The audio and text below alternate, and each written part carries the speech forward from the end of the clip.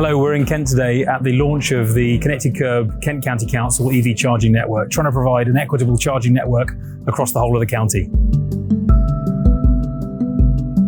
This project's really important for Kent as a county, but also Kent County Council as a local authority to really provide assurances to drivers that they can make the switch to electric vehicles. Particularly in our county, we've got quite rural population as well as town-based, and actually it's really important to make sure we've got contracts that cover the whole network and provide a network approach for residents and businesses to feel comfortable that they could make the switch themselves.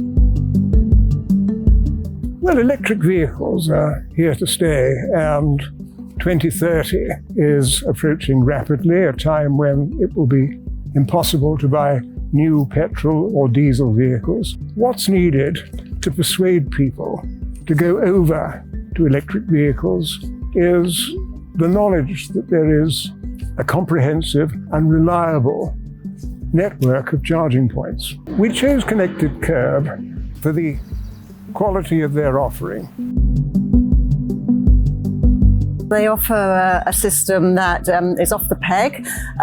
So they come in and run the process from beginning to end.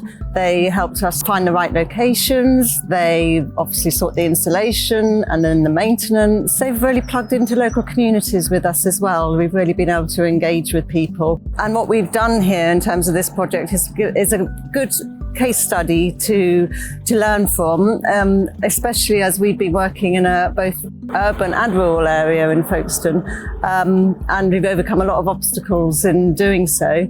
There's a lot of learning to be taken from that, and yeah, towns and other cities do need to follow suit, and not just in small numbers but in big numbers to get the infrastructure out there.